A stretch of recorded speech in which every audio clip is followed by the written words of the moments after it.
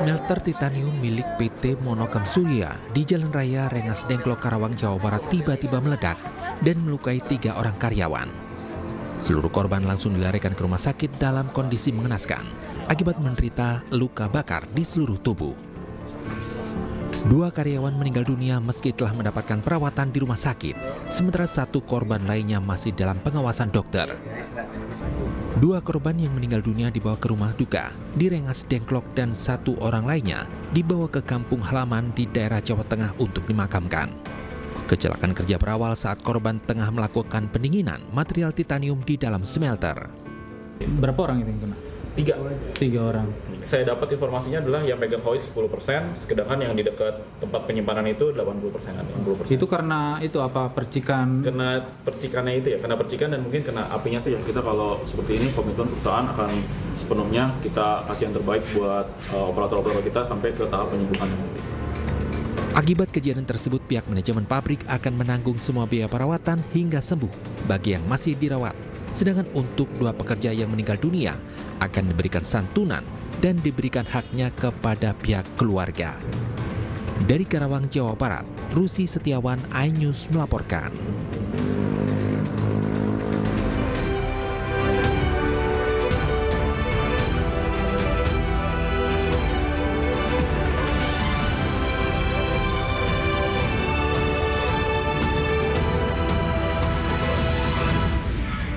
Tersangka penganiayaan karyawati toko roti di Cakung, Jakarta akan jalani tes kejiwaan.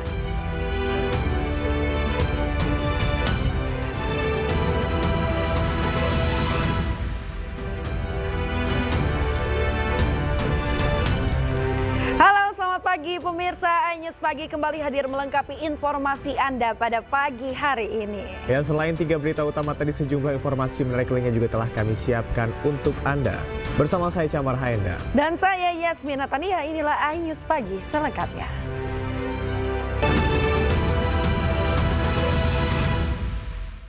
Pemirsa, seorang siswi kelas 6 sekolah dasar menjadi korban pelecehan seksual oleh ayah tirinya. Pelaku tega melampiaskan nafsu bejatnya berulang kali saat mengantarkan korban pergi ke sekolah.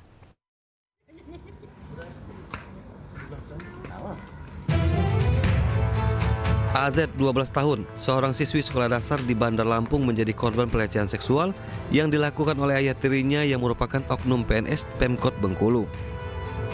Didampingi kuasa hukum, korban bersama ibunya melaporkan kasus tersebut ke Polda Lampung. Menurut pengakuan korban, pelaku tega melampiaskan nafsu bejatnya berulang kali saat mengantarkan korban ke sekolah. Aksi bejat pelaku dilakukan sejak Oktober 2024 silam. Akibatnya korban mengalami trauma.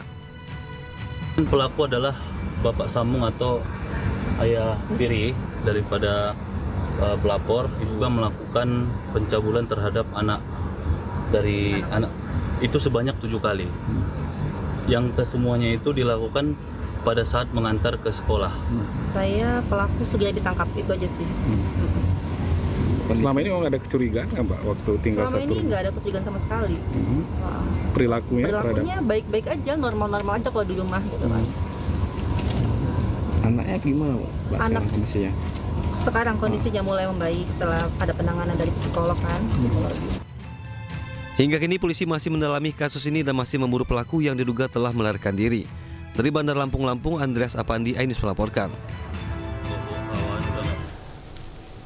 Viral, seorang pria pencari rongsokan ditangkap warga saat memperkosa anak disabilitas di Palembang, Sumatera Selatan. Pelaku ditangkap bersembunyi di dalam kamar korban.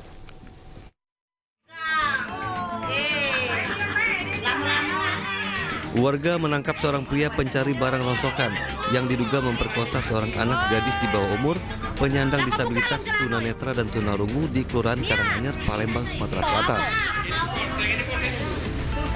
Usai ditangkap, tangan pelaku diikat, dikelilingi warga sambil diinterogasi dan disaksikan seorang petugas Babin Kamtibmas. Akhirnya pelaku mengaku dirinya telah memperkosa korban. Menurut Ketua RT setempat, pelaku tertangkap warga saat sedang bersembunyi di dalam kamar korban. Berarti dia tuh ketahuannya oleh tetangganya. Oh, Tetangganya itu kan lebih sedepanan rumah ini kan lagi nganukan bambu apa kan. Tuh terkelebat nengok ada uangnya masuk. Iya, masuk rumah korban. Curiga dia nih kan. Kini korban telah divisum, sementara pelaku diserahkan ke pihak kepolisian. Dari Palembang, Sumatera Selatan, Guntur Ainus melaporkan. Pemirsa, jelang penahanan Agus Difabel atau IWS tersangka kasus tindak pidana pelecehan seksual, tim Komisi Disabilitas Kejati NTB dan penyidik Polda NTB periksa ruangan khusus yang akan digunakan Agus nantinya di Lapas Lombok Barat.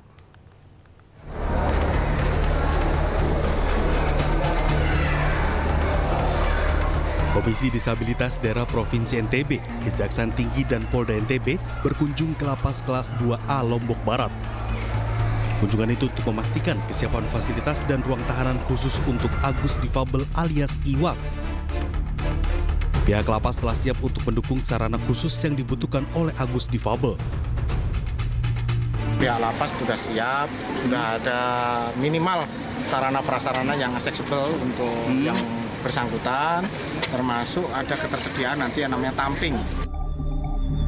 Lapas Lombok Barat juga telah menyiapkan ruangan khusus untuk Agus yang berbeda dengan ruangan tahanan lain. Nantinya pihak lapas juga akan memodifikasi ruangan sesuai kebutuhan Agus Difabel, termasuk menyediakan kloset duduk. Nah, nanti sambil berjalan nanti karena fasilitas yang ada kloset duduk, nanti kalau memang yang bersangkutan tidak bisa menggunakan kloset itu, nanti kita juga akan memfasilitasi kebutuhan dia apabila dia membutuhkan misalnya modifikasi. Polda NTB dan Kejati NTB dalam waktu dekat akan melimpahkan kasus ke pengadilan. Dari Lombok Barat, NTB, Muzakir, iNews melaporkan. Satreskrim Polres Goa, Sulawesi Selatan kembali menangkap 2 pelaku yang diduga sindikat produsen dan pengedar uang palsu yang dicetak di kampus UIN Alauddin Makassar. Hingga kini polisi telah menahan 17 orang pelaku, 15 diantaranya telah ditetapkan sebagai tersangka.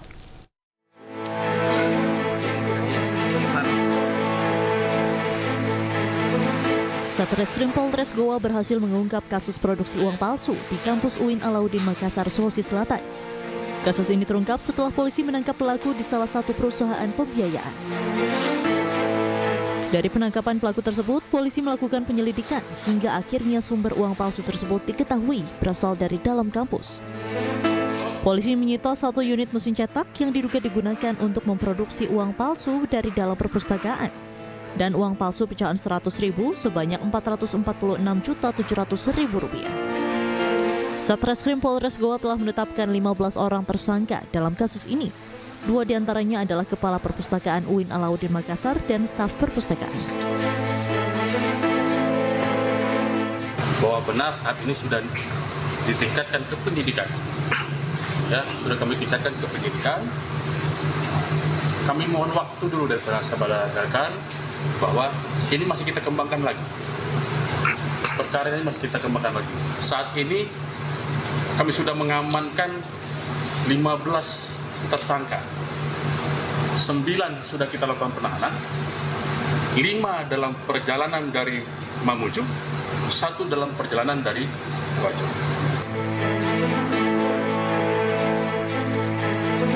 Sementara dari penyelidikan lanjutan, Satreskrim Polres Goa, Sulawesi Selatan kembali menangkap 2 pelaku yang diduga sindikat produksi dan pengedar uang palsu tersebut. Awalnya polisi menggiring 8 diduga pelaku dan ternyata 2 diantaranya merupakan pelaku baru yang memiliki peran untuk mengedarkan uang palsu. Dari hasil interogasi awal, salah satu pelaku mengaku mengedarkan uang palsu sebanyak Rp20 juta yang diperoleh dari salah satu tersangka. Hingga kini polisi telah menahan 17 orang pelaku, 15 diantaranya telah ditetapkan sebagai tersangka.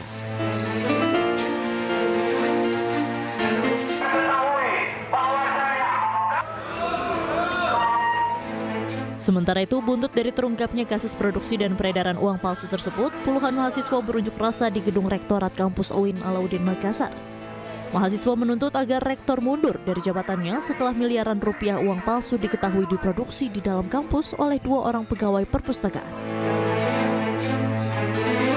Dia mendorong kawan kawan-kawan bahwasanya rektor hari ini harus bertanggung jawab full karena kami menduga kuat bahwasanya segala permasalahan itu adalah motif untuk melindungi atau membiarkan produksi uang palsu di kampus UIN Alauddin Makassar yang letaknya di perpustakaan itu sangat mencoreng dan menjadi dosa besar atas dunia pendidikan. Kasus produksi miliaran rupiah uang palsu tersebut kini masih dalam penyelidikan Satreskrim Polres Goa, Sulawesi Selatan. Dari Kabupaten Goa, Sulawesi Selatan, Bukma Anyus melaporkan. Kericuhan terjadi antara pekerja proyek dengan warga di Pulau Rempang, Batam. 8 orang luka-luka. Informasi lengkapnya sesaat lagi, tetaplah bersama kami.